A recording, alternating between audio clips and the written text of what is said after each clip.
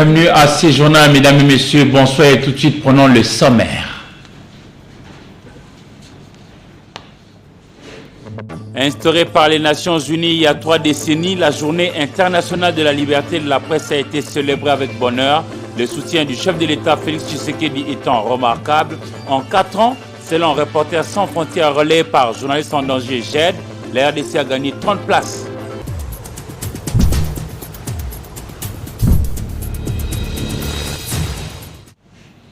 Et justement, le chef de l'État congolais, Félix-Antoine Tshisekedi Tshilombo, a été aujourd'hui sur le terrain pour inaugurer le bâtiment réhabilité et les nouveaux homes pour étudiants nouvellement construits sur les sites de l'Université nationale, l'Université pédagogique nationale UPN dans la commune de Ngalima. Toujours dans ces périmètres, d'autres travaux d'envergure se poursuivent pour offrir aux étudiants et administratifs d'un côté un bon cadre d'apprentissage et de l'autre, un bon cadre de travail.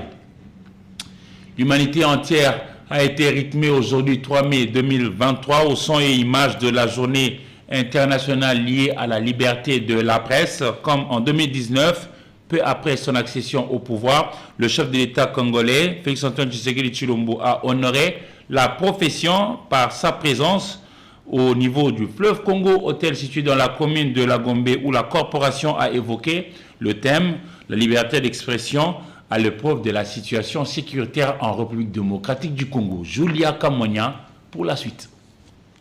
Instituée le 3 mai 1993, la 30e journée internationale de la liberté de la presse a été célébrée sous un thème évocateur « La liberté d'expression à l'épreuve de la situation sécuritaire en RDC ».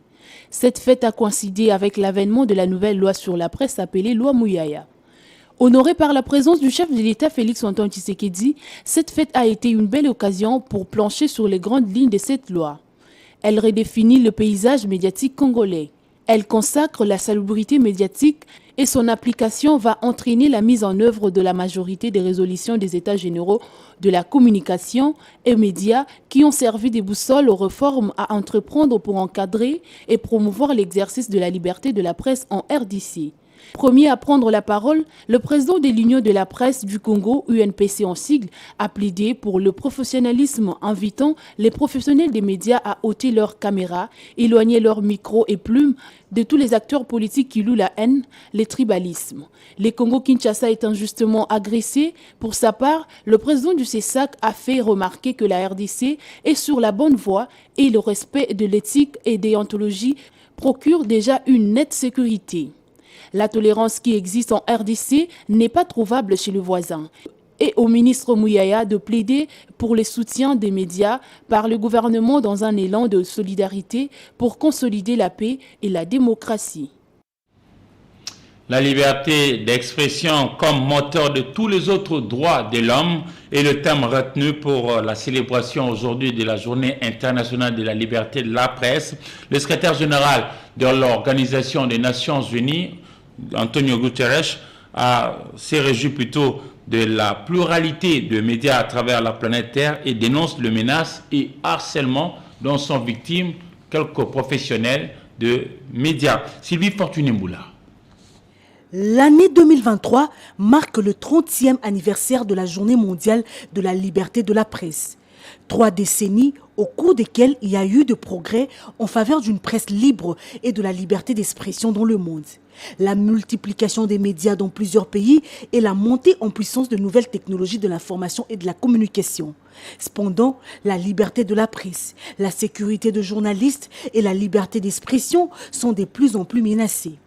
Le secrétaire général de l'ONU, Antonio Guterres, a dans son mot adressé à l'occasion de cette célébration, affirmé que le journaliste et les autres professionnels de médias sont directement pris pour cible, en ligne et hors ligne, tandis qu'ils accomplissent leur travail d'une importance vitale. Ils sont régulièrement harcelés, intimidés, faits prisonniers et maintenus en détention. Au moins 67 professionnels de médias ont été tués en 2022 et près de 3/4 des femmes journalistes ont subi de violences en ligne et 1 sur 4 a été menacée physiquement. Chaque année, en cette journée mondiale de la liberté de la presse, le monde doit s'exprimer d'une seule voix. Cessez les menaces et les attaques. Cessez de vous en prendre à la vérité et à ceux qui la font jaillir.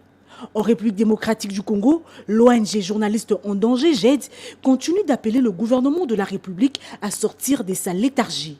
Face à la détérioration croissante de la situation sécuritaire de journalistes et médias et à accélérer la mise en œuvre des recommandations des États généraux de la presse tenus du 25 au 28 janvier 2022. Liberté de la presse, parlons de l'Union nationale de la presse au Congo, cette fois-là au niveau de la Chopo, la plus vaste de toutes les 26 provinces que compte la République démocratique du Congo. L'UNPC, qui donc en collaboration avec d'autres structures de la place, a organisé une conférence débat pour justement parler de l'accessibilité aux sources d'information d'un côté et de la liberté de l'exercice de la presse dans cette partie de la République démocratique du Congo où on retrouve Blaise Moussa depuis Kisangani.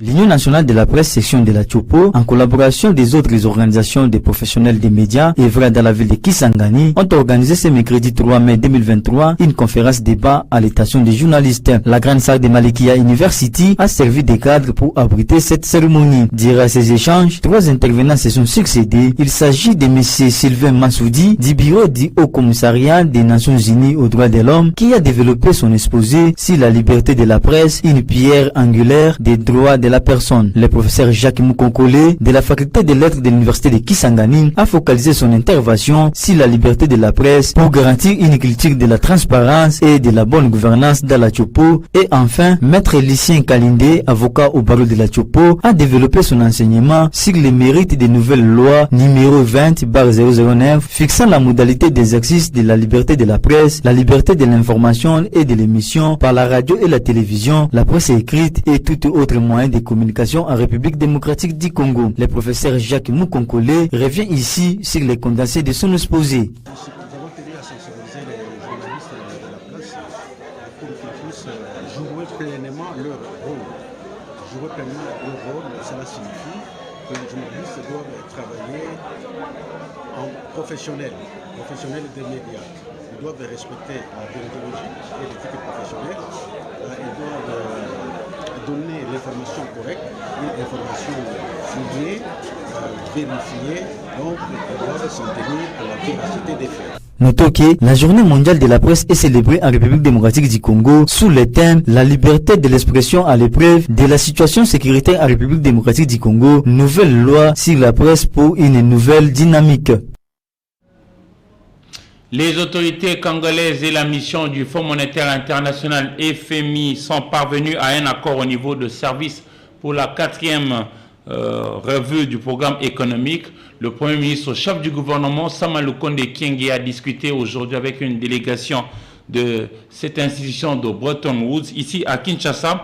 Conflit dans la partie orientale de la RDC, les préparatifs des élections prévues le 20 décembre 2023 et l'accélération de réformes pour contenir l'inflation en RDC ont été des sujets abordés. Madame Mercedes Vera Martin est ici au micro de John Gomba.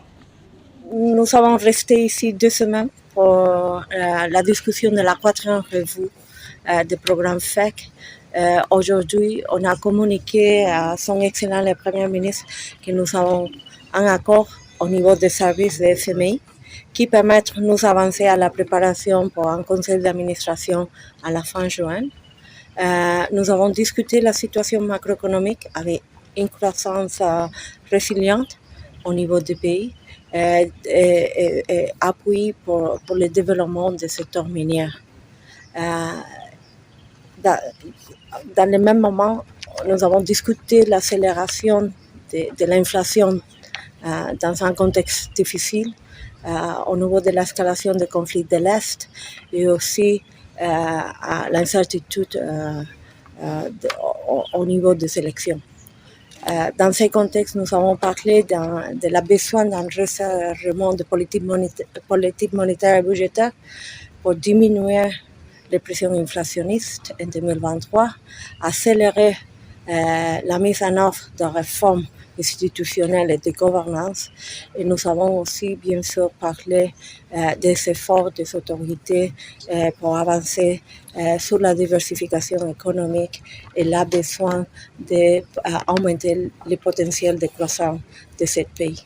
La proposition au niveau de ces montants sont presque 200 millions de dollars. Bon, c'est notre conseil d'administration avec une discussion prévue à la fin de juin qui déterminera la disposition de ces montants. Réputé grand pays de par sa superficie et de par sa richesse, l'aéroport international de Njili n'illustre pas véritablement cette grandeur. Et alors on parle de la relance des travaux de construction et de la réhabilitation de l'aéroport international de Njili. Un nouveau projet a été présenté hier au chef du gouvernement, le Premier ministre Sama Lukonde Kyenge. Donc voici l'essentiel avec Fofana Moukoubi. Le Premier ministre Jean-Michel Sama Lukonde Kyenge s'est entretenu ce mardi 2 mai 2023 à la primature avec le ministre d'État à l'aménagement du territoire, le ministre du Transport, Voies des Communications et Désenclavement, ainsi que les patrons de la société Milvest qui fait partie de Miller Holding. Au cœur de cette audience, les projets de construction et réhabilitation de l'aéroport international de Njili. Pour le ministre des Transports, Voies des Communications et Désenclavement, Marc Ekila Likombiyo, il a été question d'accompagner Turan Mildon auprès du chef du gouvernement afin de présenter les modèles que sa société Milvest compte apporter à la République démocratique du Congo dans le cadre du projet de construction et réhabilitation de l'aéroport international de Njili, dont les travaux sont à l'arrêt depuis un bon moment. Turan Mildon, patron de la société Milvest, a souligné que ce projet se fera sans qu'il y ait un poids sur les budgets de l'État. C'était une réunion vraiment qui avait beaucoup de valeur. Donc c'est un projet sur lequel nous travaillons depuis 7 mois, le projet de l'aéroport international de Njili qui se trouve à Kinshasa. Le plus grand point pour nous, c'est que ce projet-là se fera sans qu'il y ait vraiment un poids de budget qui s'apaisera sur l'État. Donc on évitera tout cela et on fera le projet.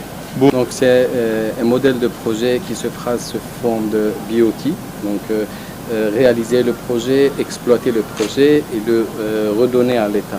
Pour sa part, le ministre d'État à l'aménagement du territoire, Guy Luandomboyo, a rassuré que son ministère travaillera d'arrache-pied avec tous les secteurs concernés pour que ces projets voient le jour. La communauté humanitaire a réitéré son engagement à soutenir les victimes des atrocités perpétrées dans la province de l'Ituri. Sa représentante, Mme Sophie Garde Tomley, directrice adjointe de la division des opérations, a pour cela échangé avec le gouverneur militaire de l'Ituri, le lieutenant-général Luboyaka Chama. C'était mardi 2 mai 2023. On fait le point sur place avec Germain Choukourou. La communauté humanitaire réaffirme son engagement d'apporter son assistance à des milliers de déplacés victimes de la violence armée en Ituri. Déclaration de Mme Sophie Garde Tomley, directrice adjointe de la division des opérations et plaidoyer d'OCHA, basée à New York. C'était à l'issue de son échange ce mardi avec le gouverneur militaire, le lieutenant-général Luboyanka Shomadjouni. La situation actuelle est dramatique. Et on voit le niveau de violence, on reçoit souvent à New York de cette collaboration et coordination qui nous permettent d'être le plus efficace possible, même en face de défis, de difficultés, de l'insécurité qui continuent dans la région, mais qui nous interpellent aussi à faire encore mieux, à être encore plus présent aux côtés de la population qui est atteinte par cette crise. Ces hauts fonctionnaires de cette agence du système des Nations Unies s'est dit satisfaite de l'implication de l'administration militaire à cette période exceptionnelle en faveur du travail des humanitaires et la collaboration à l'appui pour la paix. Ce qui est clair, c'est que nous avons ce qui est toujours important dans ce genre de contexte, et ça c'est partout au monde, c'est une bonne coordination civilo-militaire entre les militaires et les humanitaires qui nous permettent aussi de mieux collaborer, de mieux coordonner si vous voulez et nous assurer que la réponse humanitaire arrive là où on a le plus besoin, là où les besoins sont les plus élevés et sans cette collaboration, cette coordination entre les humanitaires et les militaires, ça devient toujours très très compliqué et on apprécie énormément ici que cette façon de travailler ensemble, c'est très clair, c'est c'est fluide, il y a une bonne communication. Signalons que cette délégation s'est rentrée de ce mercredi à Komanda, en territoire du Roumo. Question de passer en revue la situation des déplacés de cette partie de l'Ituri avant de visiter ceux qui sont concentrés à Kigonzi et à l'ISP Bounia, au chef-lieu de l'Ituri, en vue d'apporter également des solutions urgentes. Le directeur général de l'Institut de recherche en droits humains, Maître Hubert Chiowaka, a animé une conférence de débat avec le jeune activiste sur l'initiative de Noël Tchani, endossée au niveau du Parlement par le député national Ntingi Pouloulou, la loi qui parle de certains postes régaliens à verrouiller. C'était hier, mardi 2 mai 2023. Sylvie Fortuné-Mboula, Josène Bilibili. Les propositions de loi relatives à la nationalité congolaise et celles portant révision de la Constitution introduites par les députés nationaux Ntingi Pouloulou au bureau de l'Assemblée nationale ont été au cœur d'une conférence débat entre le président de l'Institut des recherches en droits humains et le jeune activiste congolais. Pour Maître Hubert Chiowaka, cette proposition de loi viole la Constitution en vigueur dans le pays en ses articles 10, 11, 12, 13 et 115. Selon lui, la loi Tchani est confusionniste. Nulle part dans la constitution du Zaïre, on nous parle de ces conditions d'aînés, de père et de mère. C'est là qu'il y a un peu de confusion avec ceux qui font la proposition actuelle. Ils sont en train de prendre ce qui est prévu dans la loi sur la nationalité, les limites contre les étrangers, on veut les transposer sur les Congolais qui ont un parent congolais et un parent étranger. Non, la Constitution reconnaît la nationalité d'origine aux Congolais qui ont 2 parents congolais et aux Congolais qui ont un des parents congolais suivant les coutumes. C'est seulement les étrangers qui ont acquis la nationalité congolaise qui ont des limites dans l'exercice de leurs droits politiques. Présent à ces échanges, le président de l'association des métis a déclaré devant les participants que cette loi Tchani est discriminatoire. Préparer la route à toute personne qui va initier une loi pour m'arracher les droits que j'ai de diriger ce pays. Dans cette proposition de loi, il s'avère impérieux de renforcer cette restriction pour être né des pères et des mères congolais pour accéder à la fonction présidentielle.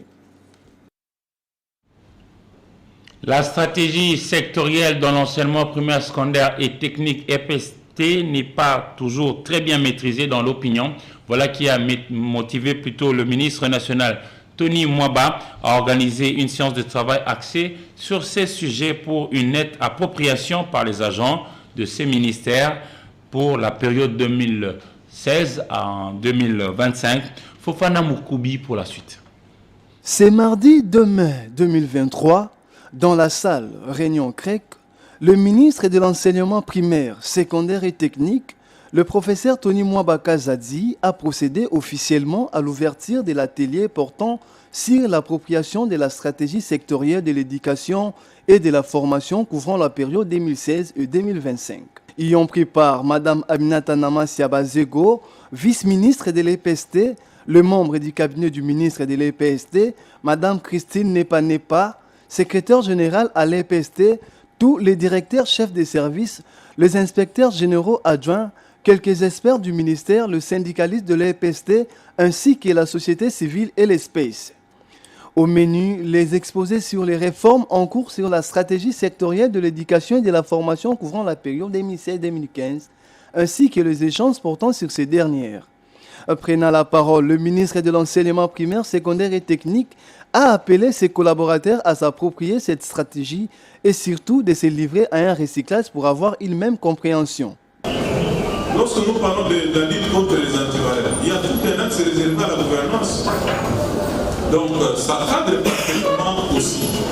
Alors on ne peut pas comprendre que 10 ministres, du cabinet du ministre jusqu'à l'administration centrale, même au niveau provincial, au niveau sous-provincial, local, des gens ont été placés à la tête des structures pour les piloter, gérer, en ignorant totalement la stratégie sectorielle. De ce fait, cette stratégie vise à ancrer les valeurs de civisme, de moralité, de paix, de travail, de solidarité et de transparence par l'éducation à la gestion, à la paix et à la citoyenneté. Quelques jours après leur installation, le membre du comité de normalisation de la Fédération congolaise de football, association FECOFA, ont échangé avec le ministre des Sports et Loisirs, Kabulo Mwana Kabulo François, mardi 2 mai 2023, dans son cabinet de travail. Cette délégation du Camp Nord, conduite par Dieudonné Sambi, était venue présenter au numéro 1 du sport congolais les orientations de leur mission et le plan de travail pour le match de la 5e journée des éliminatoires de la Coupe d'Afrique des Nations Cannes Côte d'Ivoire 2023 et l'arrêt de championnat ici sur place en République démocratique du Congo. Patrick Borel-Moukindi. Relance du football en RDC a été au centre des échanges entre les comités de normalisation de la FECOFA et le ministre des Sports, François Kabulo Mwana Kabulo. Nous sommes venus, comme vous dites, 4 jours après notre installation, présenter nos civilités à son Excellence le ministre des Sports. Nous avons également passé en revue d'autres aspects liés au football. La question des championnats nationaux et les 2 matchs des Léopards ont été aussi abordés. Il s'agissait essentiellement de préparer le match des Léopards, pas le prochain match qui aura lieu prévu jusque-là en juin. C'est-à-dire qu'on a vu le sélectionneur. Le premier point. Le deuxième point, c'était aussi de parler du championnat. Vous savez bien que le championnat est arrêté depuis un moment. Il y a une réflexion qui est en cours pour voir ce qu'il faut faire. Accompagnant le comité de normalisation, le sélectionneur des Léopards de la RDC, Sébastien Desabre, a informé au patron de sport qu'il va donner la chance aux anciens et nouveaux. La priorité, c'est les joueurs qui nous rejoignent, c'est les joueurs qui ont fait des résultats dernièrement contre la Mauritanie. Vous savez, quand vous devez recréer une dynamique de groupe, une dynamique d'équipe, il faut savoir amener du sang neuf, mais il faut savoir aussi capitaliser sur ces joueurs-là sans trop bouger aussi le collectif, parce que le football, ce sont des automatismes sur le terrain, ce sont des relations de pairs, ce sont des relations de joueurs entre eux. L'objectif de l'équipe nationale de la RDC est de battre le Gabon et les Soudans pour se qualifier à la prochaine Coupe d'Afrique des Nations Côte d'Ivoire 2023 qui se jouera au mois de janvier 2024. Sport encore, le mécène de Delvaux, Maître Trésor Combo, a dans une réunion organisée lundi 1er mai 2023 en la résidence du colonel Nyombi à Binza Delvaux, nous sommes dans la commune de Ngalima, annoncé l'organisation du tournoi de loisirs de football dénommé Gento Kambala. Cette première édition va regrouper 8 clubs des différents quartiers de la commune de Ngalima. Patrick Borel-Moukindi, Guy Mawessi. C'est la résidence du sage Nyombi à Météo qui a servi les cadres pour l'annonce de la première édition du tournoi de football dénommé Gento Kambala qui va réunir 8 équipes des différents quartiers de la commune de Ngalima qui vont s'en découdre au terrain Bobokoli. Ressusciter les clubs phares et récupérer le terrain municipal de Delvaux pour l'encadrement des jeunes sont là les objectifs poursuivis. Gento Kambala, ancienne gloire des Léopards et des Dragons Bilima, a apprécié l'initiative. Je suis très content, trop content d'être honoré comme ça par les amis. Donc ça me fait un grand plaisir. Le colonel Nyombi, étant parrain de l'événement, a de son côté encouragé les initiateurs. Il n'y a pas d'autre mot, Nous sommes, personnellement, je suis très honoré. Honoré que j'ai été choisi parmi les notables de quartier, parmi les notables de Delvaux. Nous ne pouvons qu'apprécier l'initiative qui a été prise par le maître Trésor Tomo pour créer une activité sportive au niveau des quartiers ici. Maître Trésor Combo Moussa, l'organisateur de cette compétition, croit à la réussite. En fait, nous nous sommes assignés comme objectif d'abord de lutter contre la délinquance que nous appelons communément Kuluna. Nous avons voulu honorer un de nôtres à la personne de Kambala Gento. C'est un talent né, un talent qui a servi la République. Et nous nous sommes dit, en vertu du principe aimons-nous vivants, nous ne pouvons pas laisser ce talent disparaître comme ça sans pour autant l'immortaliser. Cette réunion a connu la participation des représentants des clubs, notables et anciens joueurs de Ngalima. Nous allons lire la presse parue aujourd'hui sur Kinshasa dans une sélection et commentaires signés pour vous par Hervé Landry-Ngoy. Revue de presse.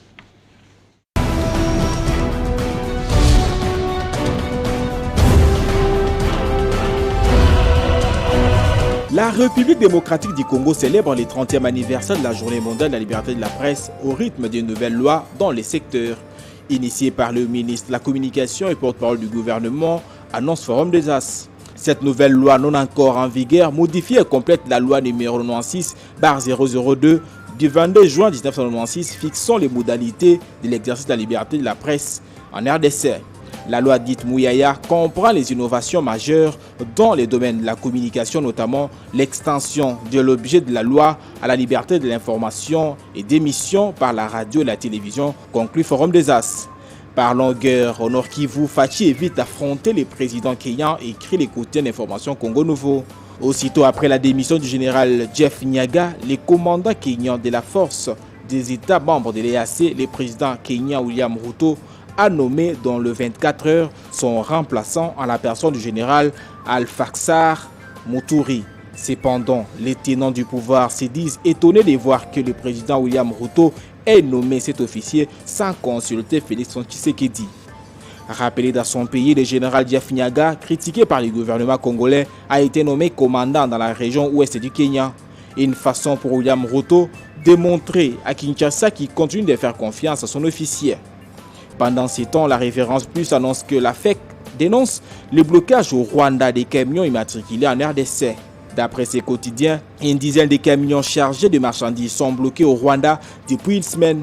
La Fédération d'entreprises du Congo, FEC Sud Kivu, renseigne que les camions sont interdits de circuler sur le territoire rwandais avec l'immatriculation de la République démocratique du Congo.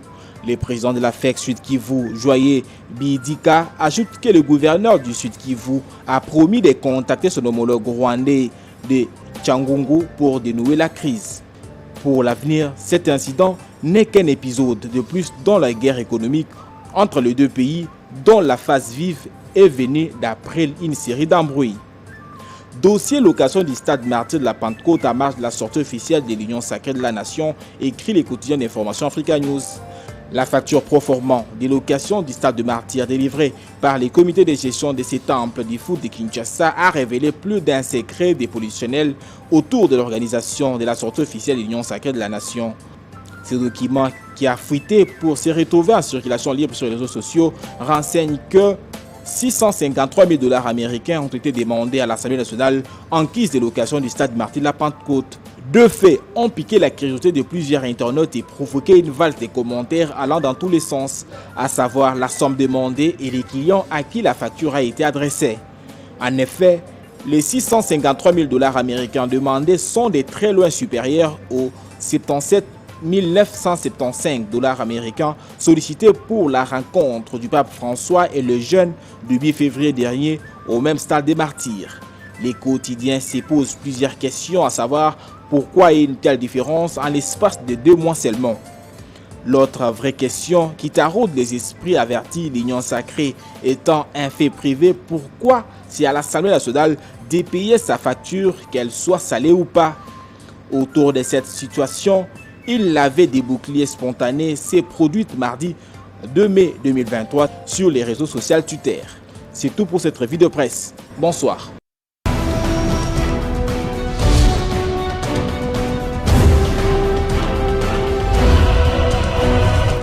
Mesdames et messieurs, c'est la fin de ce journal, mais avant de nous séparer, je vous propose de suivre son principal titre.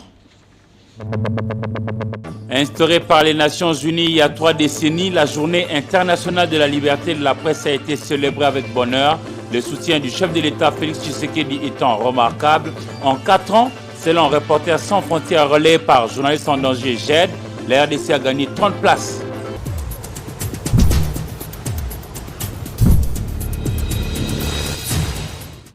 Ce journal est complètement fini. Messieurs, dames, merci à vous de l'avoir suivi et au revoir.